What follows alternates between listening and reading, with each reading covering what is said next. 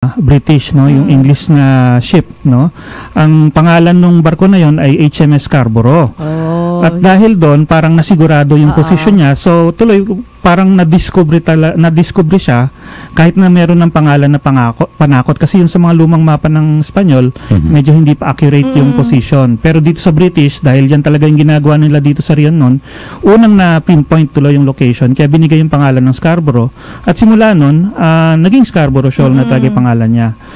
Nung pumasok po yung mga Amerikano, yung Scarborough Shoal ay parang pinamamahalaan po yan ng mga Espanyol. Kaya nung nilipat nila sa mga Amerikano yung tinatawag nilang Philippine Islands, yung archipelago ng Philippine Islands, ay kasama po dapat yung Scarborough Shoal. Kaya lang, nung nag-drawing po kasi ng mapa yung mga Kano at mga Espanyol dun sa Treaty of Paris Negotiations, kulang po yung mapa nila eh. Kaya nasa labas po tuloy nung linya yung Scarborough.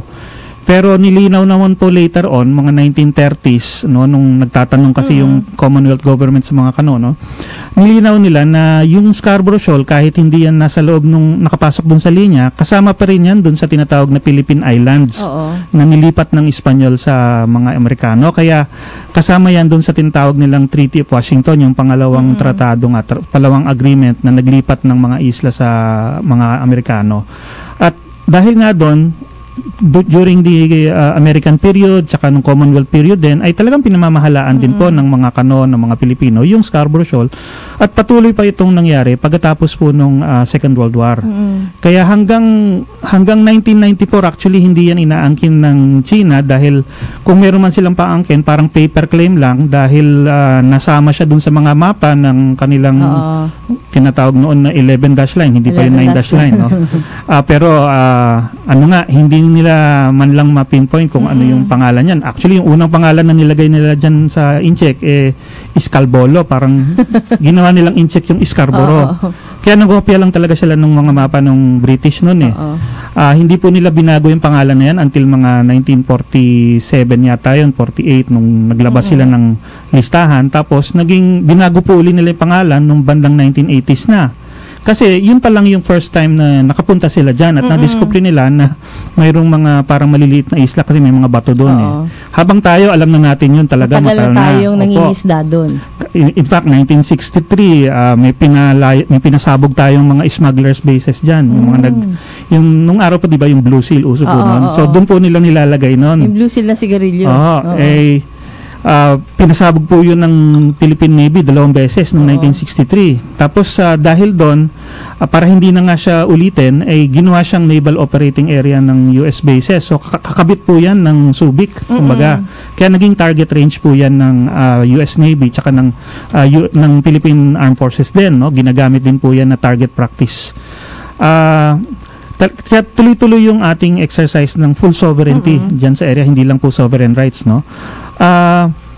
Noong 1994 lang, first time nagkaroon ng aksyon ng China na i-claim yan talaga, ano, sa kabila ng kanilang paper claim, no?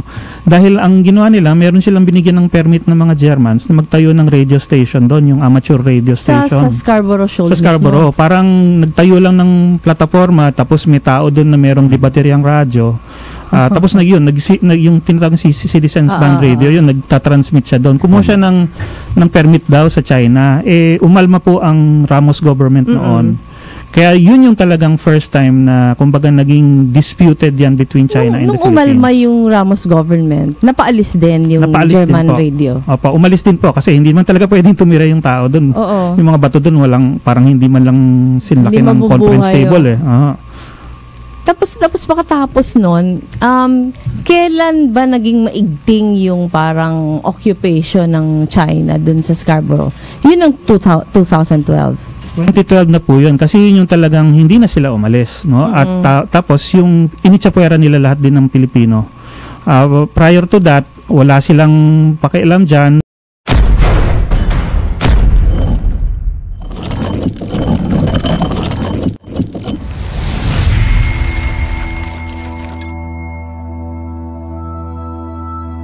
Kahit sino po nakakapasok ng Scarborough, tapos tayo po yung talagang nakabase doon. Meron kasi dating shipwreck doon na ginagawang base ng ating mga fishermen.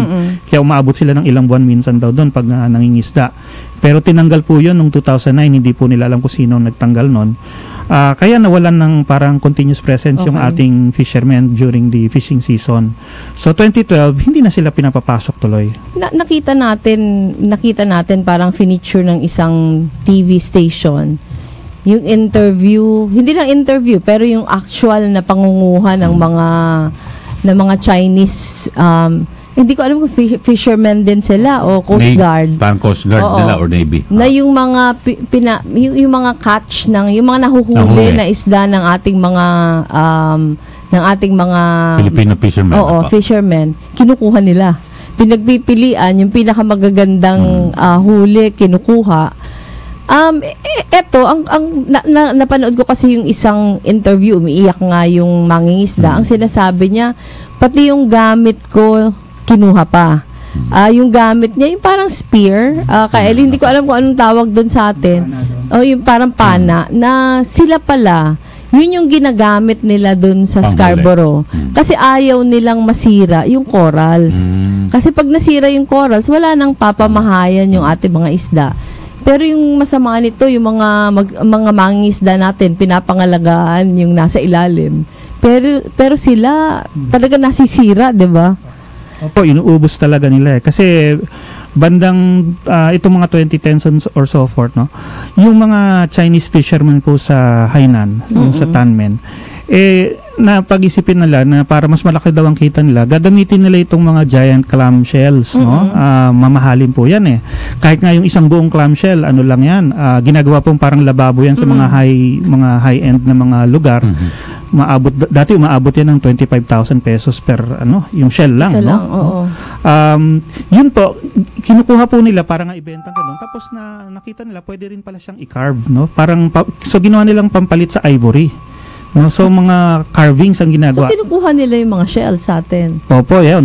Kaya kinukuha nila kasi inuuwi nila yan sa Hainan at gagawing mga kung ano-anong mga palamuti, no? Dahil doon, bandang itong mga late 2000, mga 2009 onwards, no, napansin po na talagang kinukuha nila itong mga giant clamshell. Pero para makuha nila yon, kailangan sirain nila yung mga coral na kumbaga dumidikit din yan doon sa clam So, ang ginagawa nila, yung mga hélice ng mga bangka nila, pinagpuputol tuloy nila nitong coral para para madurog siya at makuha nilang madali yung mga clamshell. Inubos po nila yung mga clamshells dun sa Spratly Islands. Tapos dito nagumpisa sila dun sa mga inoccupy ng Chinese, no? Nung naubos na nila yung reef, sabi nung mga Chinese, di patay na pala yung reef. Gagawin na lang namin siyang artificial island. Kaya ngayon, yun yung ginagawa nilang excuse, no? Meron po silang nilabas na supposed na environmental impact assessment na kinastigo din nung tribunal, no? Na yun daw ang pinapalabas nila na patay na raw yung reef kaya walang problema na gawin siyang artificial island. Hindi nila sinasabi na sila rin mismo ang sumira. Sila din, sila yung sumira kaya siya namatay. Po. Tapos ngayon, ito rin Scarborough, ganun din ang ginawa nila. Mukhang nung umpisa nung mga bandang 2012, 2013, talagang sinira po nila, winasak po nila yung lugar dahil nagpe-prepare po sila na gawin siya ring artificial island, no? At makikita po ngayon kahit sino po, kung meron po kayong mga Google Earth, no, sa computer, sa internet, makikita nyo pag nag-close up kayo sa Scarborough, yung mga uka-uka nito, kitang-kita po. Para po siyang mga semicircle na madidilim, maiitim, no? So, yun po yung pagkakahukay nun kasi yung mga hélice nga, umiikot yan kaya nagmumukhang circle na konti yan, no? So, yun yung ebidensya na talagang sinira po nila. At kung i-measure po yan, lagpas po ng 550 hectares po yung sinira nila. Napakalaki. Tapos ito, dahil nandun na sila, hindi na nila pinapayagan yung mga mangingisda natin na mangisda din doon. Opo, mula 2012, siguro dahil ayaw nilang makita yung ginagawa nila o kaya baka ayaw nilang, akala nila kompetensya. Lalo na yung mga mangingisda din, no? Ayaw din nilang makita nung makompetensya mga mangingisda talaga. Ayaw nilang papasukin talaga yung mga Pinoy mula 2012 hanggang ito nga mga November 2016 na. Pero by that time nga po, tapos na po yung paninira nila. Tapos na yung paninira, tapos nagawa na nila yung gusto nilang gawin doon. Opo, halos po lahat. Actually, di ba, ang next step na lang doon gagawin siyang artificial island. Papasukin itong mga tinatawag nilang Magic Island Maker na barko. Ito yung mga dredger po. Huhukayin po nila yung mga buhangin at itatambak doon. Yun po yung nangyari sa Spratlys. Mobilize po nila actually itong mga dredger na ito nung pong bandang April 2016. Nakita na mataan po yan at napigilan po yan ng mga Amerikano dahil kinausap po ni Obama si Xi Jinping noon na huwag niyong gawin yan.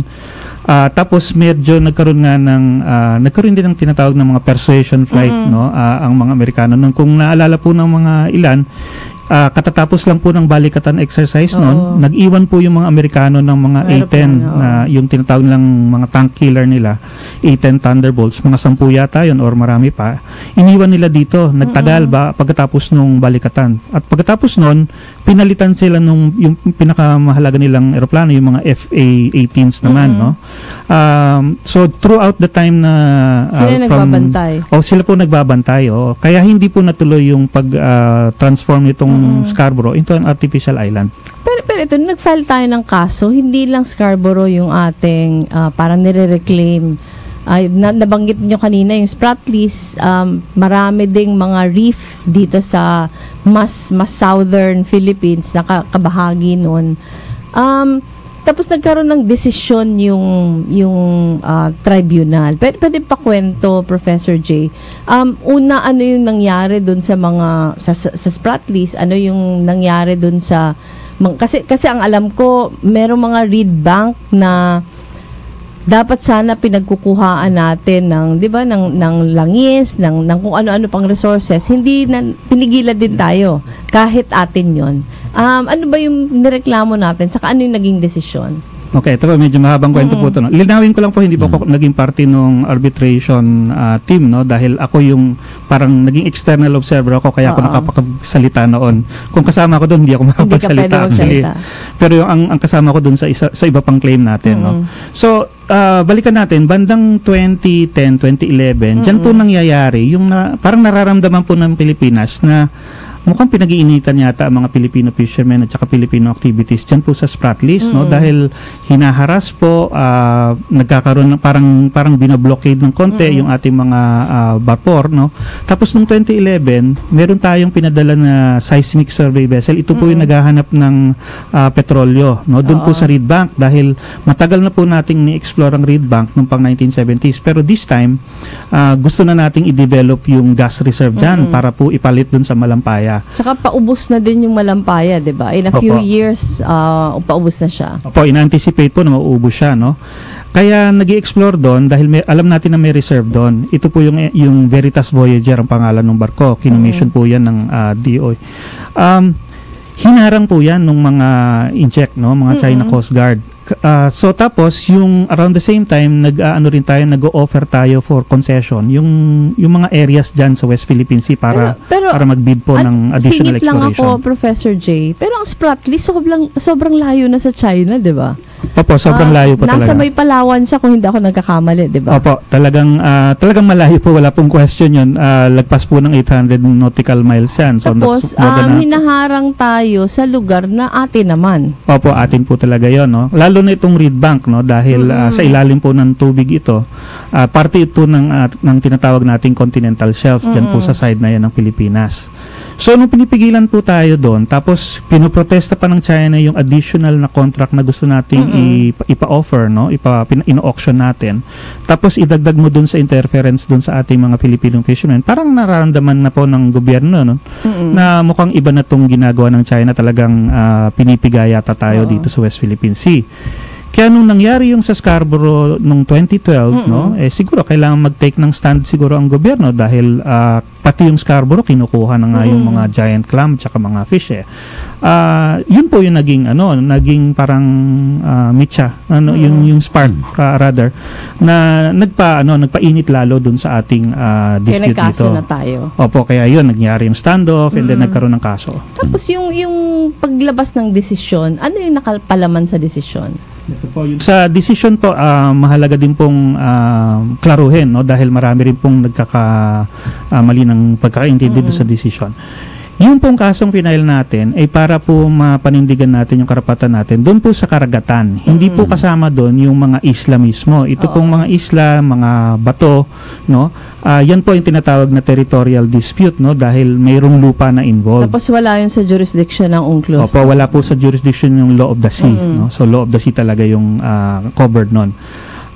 Dahil dun sa kaso na yun, ang gusto nating mangyari ay yung rights natin dun sa exclusive economic zone at continental shelf, bale sa labas po nitong mga isla na to, no? Napapaligiran niya yung mga isla na yan, pero yun lang katubigan sa labas ang pinag-uusapan. Kailangan kasi nating masigurado na talagang sa atin lang yan, no? Wala pong claim ang China dyan, no? Yun po yung ina-argue natin dun sa tribunal, no? Kasi ang China, kiniklaim yan under this, yung 9-dash line map naman na tinatawag nila. Sabi nila mayroon daw silang historic rights diyan, no? May historic title or whatever. Actually hindi pa nila kinaklaro hanggang ngayon, no? Pero parang inaangkin nila yan under their sovereignty, hindi lang sovereign rights, hindi lang maritime yung claim nila. Habang sa atin, ang pinipilit natin hindi ayon sa batas internasyonal na nakapirma ang Pilipinas at ang China, nag-agree tayo na lahat ng bansa mayroong tinatawag na exclusive economic zone at continental shelf, no? At dahil nag-agree ang China doon, dapat rirespetuhin niya yung karapatan natin diyan na eksklusibo, no? Ang pwede lang gumamit ng resources diyan ay ang Pilipinas, at kung mayroong man ibang gustong gumamit ng resources na yan, dapat mayroong pahintulot sa atin, at mayroon ding siguro may royalty or mayroong license na tinatawag, dapat no? may may nakukuha galing sa paggamit nila. Opo. Dahil nga ang pinipilit ng China, hindi sa amin yan, dahil dito sa historic rights na to, na hindi naman yun binabanggit sa UNCLOS sa ganitong konteksto, no? So, pinailan po natin ng kaso para sabihin ng tribunal kung ano ba talaga ang tunay, no? Pagdating sa batas, ano ba talagang tama? Mayroon nga ba silang historic rights dito o exclusive economic zone lang ba namin ito? So, yun po yung pinakamahalagang katanungan. At ang sabi po ng tribunal, yung sinasabi ng China na historic rights, hindi po walang yan basehan. pwede. Oo. Yung exclusive economic zone ng Pilipinas ay sa Pilipinas lamang, at wala pong claim ang China sa kahit anong parte ng resources dyan sa loob na yan. Dahil nung pumirma sila sa UNCLOS, ay nag-agree sila na hindi na nila kiklaimin, kahit mayroon silang claim noon, hindi na nila yun parang wini-waive na nila yung kanilang parang karapatan. Opo. Kaya dahil doon, yung buong 9-dash line map nila parang nasunog, parang nabura po yan. Kasi Professor J, kung masusunod, kung halimbawa kabaliktaran yung nangyari, halimbawa kinampihan yung China, sobrang laki yung mawawala sa teritoryo natin, di ba? Opo, sobra pong laki, matitira na lang sa atin na karagatan, siguro mga 20 nautical miles lang, no? Ilan yung walang mawawala sa pangisdaan doon. atin? Yung base nga po dun sa sinasabi ni Justice Carpio, mga 80% po ng ating exclusive economic zone at continental shelf. Opo. Mapapapunta sa China. Opo. Na wala talagang basihan, no? Tapos ito, Professor J, marami kasi yung parang walang pakialam. Kasi parati sinasabi na wala naman kami diyang, parang hindi kami maapektuhan. Pero ang parang hindi na-realize ng ating mga kababayan na napakalaki ng epekto nito, lalong-lalo na sa ekonomiya natin, 'di ba? Kasi ito hindi lang pinagkukuhaan ng isda ng ating mga mangingisda, pero marami pang ibang yaman ang makukuha doon. Pinakauna na dito yung langis, 'di ba? Yung parang source ng ating kuryente. Kasi ngayon ang source ng kuryente natin galing Malampaya. Pero in a few years, mawawala na to. Yung ginagawa sana natin, naghahanap tayo ng kapalit ng Malampaya at most probably nandun sa Reed Bank, di ba? Nandun sa... Actually, sigurado tayong meron sa Reed Bank. Sigurado nasa Reed Bank. Pero hindi natin magawa dahil hindi tayo pinapayagan ng China. Hindi tayo pinapayagan kahit pag-aari natin to. Opo, yun nga po yung nangyayari dyan. Kaya yung sinasabi nga, pag hindi natin yun makuha agad, yung chances na magkakaroon tayong shortage sa kuryente, napakalaki. Opo, mga bandang 2025 po siguro, no? Kasi yun yung time na tingin nila mauubos yung Malampaya. Biglang kukulangin tayo ng mga 30% ng ating energy requirements, no? At pag nangyari yon, sobra talaga yung epekto niyan, lalo na sa ekonomiya. Lahat po ng plano for economic development masisira po yan dahil napakalaki po ng kakulangan na yun. Parang yung Malampaya yata yung nasa-serve niya buong Luzon, di ba? Opo, sa Luzon po talaga papunta lahat yun eh. Tapos pag hindi lang po yan, no, kasi yung financial effects din yan, yung mga side effects niyan, malaki din. Dahil pag nawalan ka ng power, lahat din ng industriya mo biglang hihinto. No? So yung lahat ng economic development projection mo, sira na rin. No? Tapos para maghabol ka, para palitan yon ng ibang substitute, mas mahal pa lalo. Saka hindi siya namamadali. Kaya kailangan ngayon na natin magawa yun. Kasi dapat handa na siya pag naubos na yung Malampaya, di ba? Kumbaga, kailangan talagang timing yan, no? At lalo na pag ganitong mga proyekto na mga natural gas and petroleum energy, mga ganyan, napakadagal po ng lead time na kailangan dyan, mga 10 years yata, no? Para sigurado kang pag kailangan mo na, nandun na yung energy. So kung 10 years, kung 2025, dapat nag-umpisa na tayo, di ba? Na. Yun yung nakakatakot.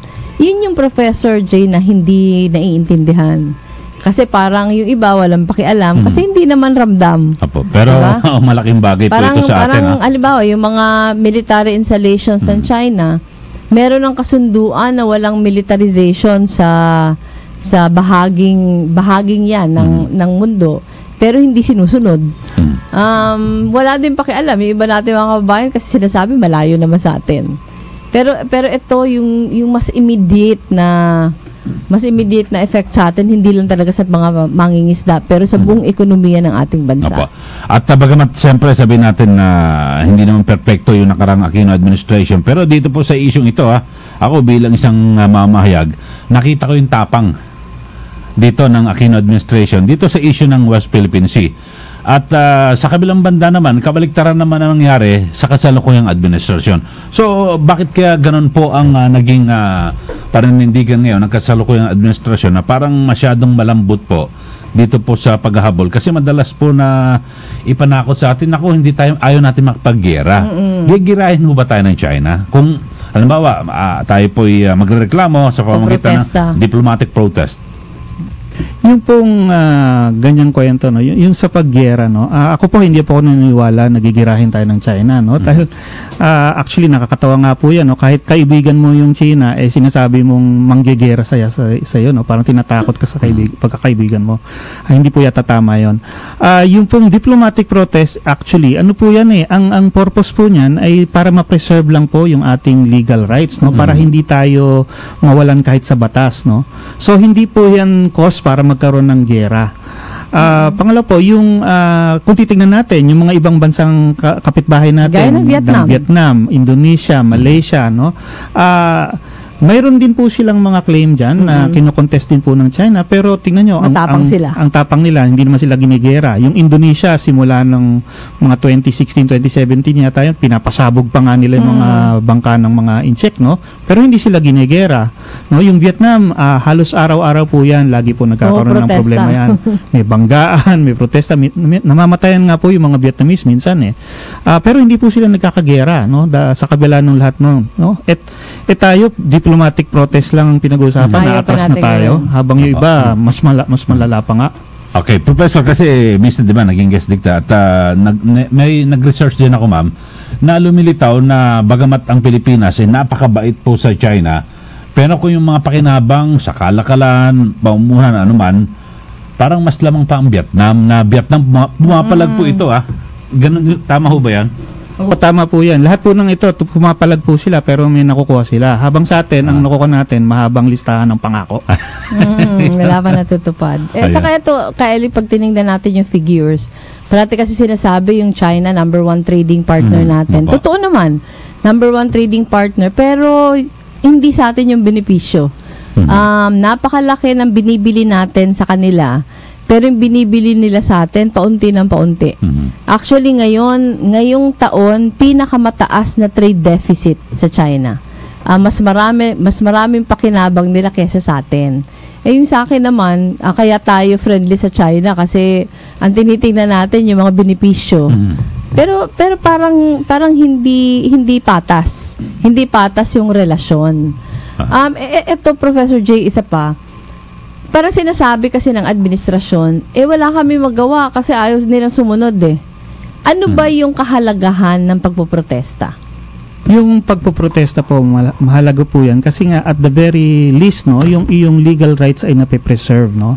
Kahit wala kang magawa sa ngayon, may magagawa ka pa rin in the future. Kumbaga, magkakaroon pa rin ng basihan ng iyong aksyon sa kinabukasan. Lalo na kung mayroong mga susunod pang mga administrasyon na gustong baguhin kunwari o i-adjust ang ating polisiya, no.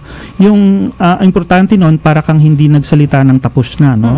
Lagi mong kinikip open yung option na in the future, pwede kang gumawa ng iba pang hakbang. Parang hindi ka na-give up. Parang hindi mo binigay. talaga winave. No? Yun ang problema. Kasi dito, pag hindi ka nagpo-protesta agad, parang waiver na yan. No? Pero ito, may claim yung DFA na meron naman daw mga protestang ginawa. Actually, parang iba yung declaration. Kasi kung hindi ako nagkakamali, Professor G, parang declaration ng Pangulo, thousands na yung protest. Yung DFA, hindi niya sinabing thousands, pero sabi niya meron ng mga protest. Pero ito, yung mga protest ba, by nature, hindi talaga yun pwedeng isa publiko? Hindi po naman necessarily confidential yan, ano? Kunwari, ang Vietnam, tuwing nagpo-protesta po yan, pinapaalam po niya sa publiko nung nagprotesta sila. Kahit hindi nila ilalabas yung mismong papel, at least pinapaalam nila sa mga publiko na talaga nagbigay sila ng protest during that day and time, no? Ang hirap po sa atin, sinasabi nga po, iba-iba yung mga numerong binibigay 50 to 100, tapos naging 85, tapos nga 1,000, di ba? Parang nagtatawaran pa. Pag ganun po, lalo akong nagdududa kung totoo nga yung sinasabi. Kasi kung magsasabi ka ng totoo, alam mo kung exactly ilan ang sinasabi mong protesta. Tapos later sinasabi po nila, hindi, pwede naman pala yung verbal, pwede pala yung kahit mapag-usapan mo lang sa over coffee. Parang hindi na tama yun.